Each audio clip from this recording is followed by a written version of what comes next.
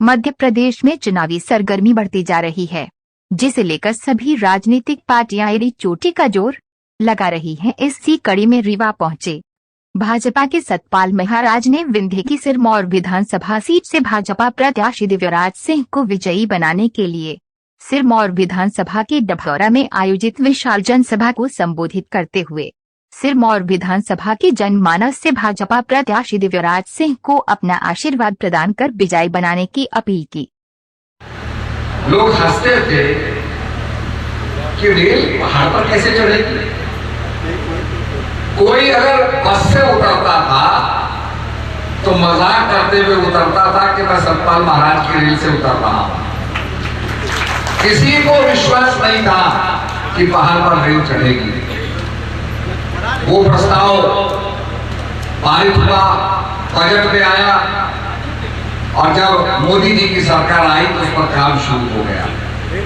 और मैं आपको विश्वास दिलाता हूं कि 2028 में हमारे ऋषिकेश से बद्रीनाथ को रेल बन के तैयार हो जाएगी और मैं आपको निमंत्रण लेता हूं कि आप उस रेल में बैठ करके बद्रीनाथ के दर्शन करने जाएंगे।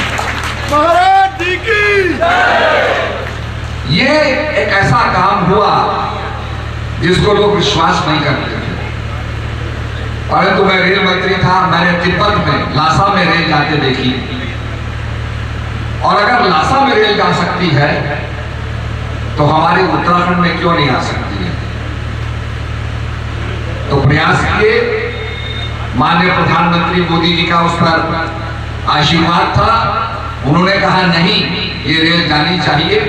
पूरी फंडिंग हुई और आज सुरंगें बन रही हैं, पुल बन रहे हैं और 2028 में बनकर ये रेल लाइन तैयार हो जाएगी।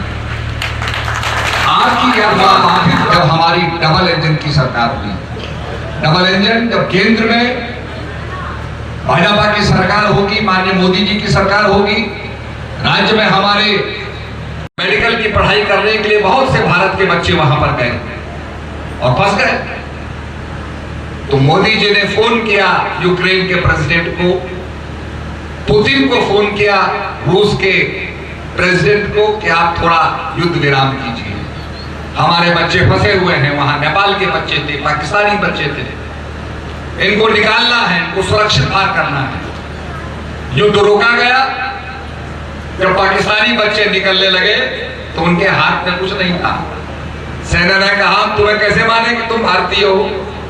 तो उन्होंने भारत का तिरंगा हाथ में लिया और पाकिस्तानियों ने कहा भारत माता की जय, भारत माता के जय के नारे लगाते हुए वहां से निकले और बच के सुरक्षित बाहर आए। यह है मोदी जी का करिश्मा। हमारे रीवा से भी 4 बच्चे थे, महाराज साहब बता रहे हैं, तो वो निकाले गए। यह है मोदी जी की ताकत। G20 में आपने देखा भारत का डंका बजा। अगर हम सारे दुनिया के राष्ट्र अध्यक्षों को हम लाए, सबका चैनल लगा हुआ था और सबकी कवरेज, मोदी जी की कवरेज हो रही थी। अगर हम करोड़ों रुपए भी खर्च करते तो भी दुनिया के देशों के अंदर हमारा कवरेज नहीं होता। यहां वो ऑटोमेटिकली हो गया G20 से। और जब वो उतरे, भारत की संस्कृति देखी, हमारे उत्तराखंड के बाजे देखे, हमारी टोकरी बनाने की शैली देखी, तो प्रभावित हो गए कि यहाँ तो कागर में सागर है। भारत की संस्कृति को देखा और मोदी जी के आगे नतमस्तक हो गए। मोदी जी को गले लगाया और कहा मोदी जी आपके साथ हम खड़े हैं। अभी गाजा में एक बहुत बड़ी घटना घटी। वहां पर हमास ने लोगों को बंदी बनाया। मोदी जी ने कहा हम आतंकवाद का विरोध करते हैं। हमारे देश में भी वही हुआ। हमारी पार्लियामेंट में क्या हुआ, घुस गए लोग। बालाकोट में क्या हुआ। तो कहने का मेरा मतलब यह है, इस प्रकार से जब आतंकवादी आगे बढ़ेंगे तो भारत उसका विरोध करेगा। और आज मोदी जी ऐसे शिखर पर हैं कि भारत को विश्व गुरु बनाने का जो संकल्प है, आज उसको पूरा कर रहे हैं। आपका 500 साल का संघर्ष, 500 साल पहले राम मंदिर तोड़ा गया, उसका 500 साल का संघर्ष था। कांग्रेस को भी मौका मिला। केवल मात्र ये कोर्ट में उलझा रहा, कोर्ट में फंसा रहा, सुलझा नहीं। मोदी जी को सौभाग्य मिला, मोदी जी ने सुलझाया कोर्ट का फैसला हो गया और आज भव्य राम मंदिर का शिलान्यास हो रहा है। मैं आपको निमंत्रण दूंगा। जो कहते थे राम मंदिर बनाएंगे पर तारीख नहीं बताएंगे, अब तो तारीख भी बता रहे हैं और आपको निमंत्रण भी दे रहे हैं। कितने बड़े गौरव की बात है। और भगवान राम का मंदिर भारत में नहीं बनेगा तो भाई कहां बनेगा, आप ही बताओ। कितने गौरव की बात है। तो आज वो काम हो रहे हैं जिनको बहुत से लोग देख नहीं पाते। भारत आगे बढ़ता जा रहा है। आपने देखा होगा कोरोना काल, कोरोना वायरस आया, सब प्रभावित हो गए। एक ऐसी बीमारी जिसे दुनिया जानती नहीं है, अज्ञात बीमारी है, उसको स्थापित करवाया सिविल अस्पताल जामा में, भगवान बिरसा मुंडा डिग्री कॉलेज दिल्ली में। कितनी बड़ी बात है। और मुझे बड़ी खुशी हुई कि भगवान बिरसा मुंडा का नाम अंकित करके उन्होंने जो है हमारे आकांक्षा का सम्मान किया। बिरसा मुंडा की लड़ाई, उसके इतिहास के बारे में पढ़िए। जिस ढंग से उन्होंने संघर्ष किया, आज उन्हें हम भगवान की उपाधि से पूछते हैं और उनके आगे नतमस्तक होते हैं। उस आदमी ने कितना संघर्ष किया। तो ये अपने आप में बहुत बड़ी बात है। अनुभागीय कार्यालय राजस्व का SDM court Jama, degree college Baikunthpur, उप तहसील बैकुंठपुर, विद्युत पावर हाउस सब स्टेशन अतरौला में स्थापित कराने और विकास के कई काम कराने के लिए। और आप इन्हें जब जिता के भेजेंगे तो ये और भी काम कराएंगे, और भी सड़कें बनवाएंगे, और भी योजनाएं बनाएंगे। और मैं आपको विश्वास दिलाता हूं कि दिल्ली में किसी भी केंद्रीय मंत्री से कोई भी सहायता चाहिए वो हम आपको दिलाएंगे। इनको ले जाकर के वो सब काम कराएंगे जो काम आपके अधूरे रुकेंगे। महाराज साहब ने आदिवासी क्षेत्र के बारे में कहा, भी एसटी एससी क्षेत्र के बारे में कहा। निश्चित रूप में जहां पर ज्यादा हमारे अनुसूचित जनजाति के लोग रहते हैं उस क्षेत्र को उसका लाभ मिलना चाहिए, उसके लिए प्रयास किए।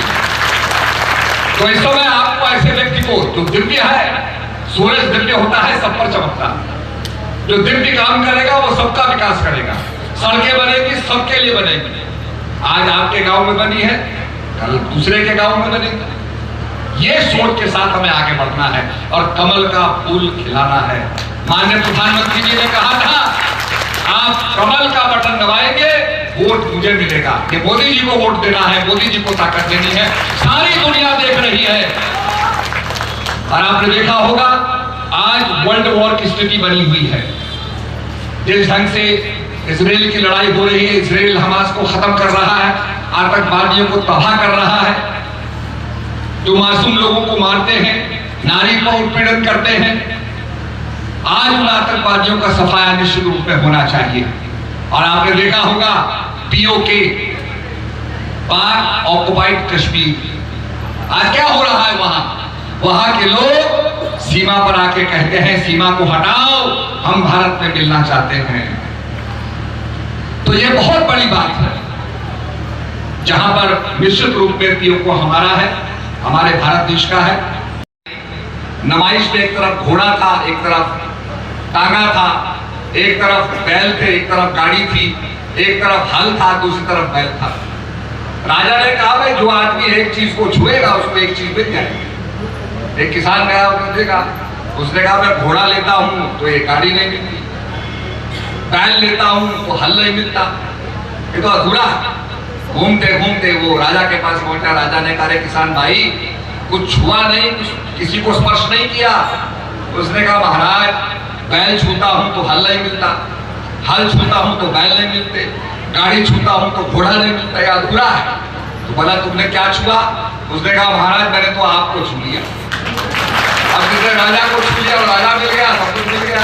तो भैया मोदी जी को छू लोगे सब कुछ मिल जाएगा, सारे विकास के काम हो जाएंगे। विकास का बजट केंद्र से आएगा, दिल्ली से बजट आएगा और आपके मध्य प्रदेश में तेजी से विकास होगा। और आपका ये सिरमौर विधानसभा क्षेत्र पूरे मध्य प्रदेश का सिरमौर बनेगा। तो गांधी की रवानी बदलेगी, सतलज का मुहाना बदलेगा, करशौक में तेरे जोश रहा तस्वीर का सामा बदलेगा। बेजार ना हो, बेजार ना हो, ये सारा फसाना बदलेगा।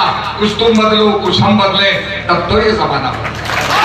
तो यहाँ से हम संकल्प लेके जाएं और निश्चित रूप में दिव्यराज जी को प्रचंड बहुमत से जिताएं। पहले मतदान, बाद में जलपान, जलपान बाद में करना। और मैं जो हम कार्यकर्ता जो मंडल अध्यक्ष आए हुए हैं पन्ना प्रमुख हैं, ब्लॉक हमारे जो बूथ प्रमुख हैं, सबको काम करना है, दिन रात काम करना है। ये हम काम करेंगे, इसका फल आपको बाद में मिलेगा। जैसे हम बीज बोते हैं तो उस समय कोई इंस्टेंट फल तो लगता नहीं, जब पानी देते हैं सींचते हैं तो धीरे धीरे फल लगता है। तो विकास के फल निश्चित रूप में दिव्यराज जी लगाएंगे। उनकी सोच, उनका काम करने का तरीका मुझे बहुत पसंद आया और निश्चित रूप में आपके यहाँ जो मैं देख रहा हूँ उसकी योजनाबद्ध तरीके से काम करेंगे, प्लानिंग के तरीके से काम करेंगे तो आपका क्षेत्र पूरे मध्य प्रदेश के अंदर सिरमौर बन के रहेगा। तो इन्हीं शब्दों के साथ बहुत बहुत धन्यवाद। भारत माता की, भारत माता की। ये विजय माला है भाई, मैं पहना दूं, आप हाथ खड़े करके बताओ। ये विजय माला है, आपकी अनुमति हो तो पहना दूं, आपका समर्थन है।